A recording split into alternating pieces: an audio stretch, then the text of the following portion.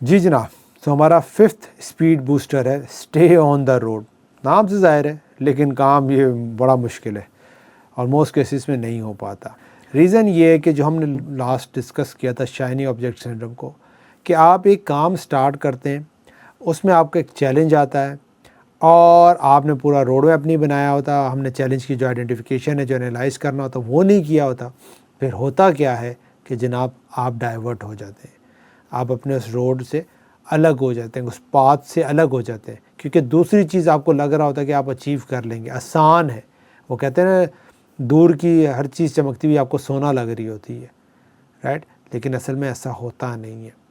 So the important element, और जब आपने रोड मैप का ड्राफ्ट बनाया होगा और यहाँ पे भी जो स्पीड को एनालाइज करने का या बताने का रीज़न ये कि अगर आप मल्टीपल डायरेक्शन में अपना रोड चेंज करते रहेंगे तो ज़ाहिर सी बात है कि आपके लिए अपनी मंजिल तक या गोल तक पहुँचने में टाइम लगेगा, डिले हो जाएगा। और एक और चीज़, आप आईटी फील्ड्स के अंदर यहाँ पे सारा काम कर रहे हैं और स्किल्स वगैरह सीख रहे हैं, तो आईटी में तो बहुत फास्ट रैपिड चेंजेस वगैरह आ रही होती हैं। तो अगर आप अपने रोड पे नहीं रहेंगे, पाथ पे नहीं रहेंगे, तो वापस अगर आने की कोशिश करेंगे तब तक बहुत देर हो जाएगी, तब तक शायद आपको डिज़ायर रिजल्ट्स वगैरह ना आए। तो इसलिए the most important thing you have to understand is stay on the road. जो काम स्टार्ट किया है, जो चीज़ स्टार्ट की है, जो स्किल लर्निंग स्टार्ट की है, उसके पूरे प्रोसेस को कंप्लीट करें अनटिल एंड अनलेस आपको दूसरी तरफ प्रॉपर कोई नई गाइडलाइन या नया रोड मैप मिले।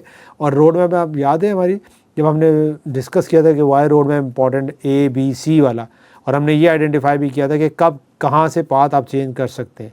तो बिल्कुल there will be a time जहाँ पे शायद आपको अपने रोड मैप को चेंज करना पड़े, स्किल को मॉडिफाई करना पड़े, फील्ड को शायद थोड़ा सा ट्विक करना पड़े, डायरेक्शन को चेंज करना पड़े, राइट? जिस तरह मैं एक टाइम पे फ्लिपा सुपर सेलर था, फिर वेबसाइट्स को, डिजिटल बिजनेस को सेल कर रहा था, लेकिन कुछ कंस्ट्रेंट आए, कुछ चैलेंज आए, ख़ासतौर पे पेमेंट के कंस्ट्रेंट, तो मैंने फॉर द टाइमिंग उस चीज़ को रोका और डिफरेंट डायरेक्शन में मूव फॉरवर्ड हुआ, जिसने मुझे हेल्प आउट किया रोड मैपर की बुक बनाने में।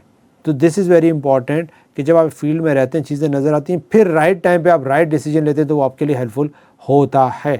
तो in the early stage when you set your goals, बना लिया, स्किल सीखनी है, प्रैक्टिस करनी है, इम्प्लीमेंटेशन करनी है, 4 पैसे कमाने, तो उसको कंप्लीट करें, समझ रहे? So this is very very important. और मोस्ट ऑफ द केसेस के अंदर ये एक मेजर रीज़न होती है लोगों के अपने गोल तक ना पहुंचने की।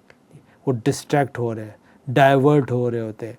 जिस तरह मैं आपको एक ट्रिप दे देता हूँ जिसको अगर आप इम्प्लीमेंट कर रहे हैं बहुत फ़ायदा है। एक दिन के लिए ज़रा सारे सोशल मीडिया अपने मोबाइल से उतारें, फिर देखिएगा आपकी लाइफ में क्या फ़र्क पड़ता है।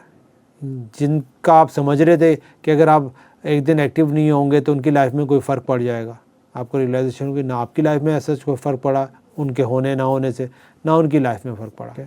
जब एक दिन आप विदाउट सोशल मीडिया रह सकते हैं, और जो मैं तो ये प्रैक्टिस करता हूँ, मेरे मोबाइल में कोई भी सोशल मीडिया की ऐप नहीं अदर देन व्हाट्सएप, और वो क्योंकि लिमिटेड सर्कल के अंदर ही यूज़ होता है। तो आपको रियलाइजेशन होगी कि नहीं है यूज़ आपको, हाँ अनटिल अनलेस आपका स्पेसिफिक काम है रेलिवेंट उससे। तो हम ये समझते हैं कि हर ऐप का होना हमारे पास ज़रूरी है, हर नोटिफिकेशन का देखना ज़रूरी है, और हम डिस्ट्रैक्ट हो रहे होते हैं, हम लोग बिज़ी वाला काम कर रहे होते हैं। तो आपके लिए जो सबसे बड़ा चैलेंज ही यही है, फोकस करना, ठीक है? जो हमारा आगे स्पीड बूस्टर भी आएगा, लेकिन जो पाथ पिक कर लिया उस पर रहना लाजमी ज़रूरी है।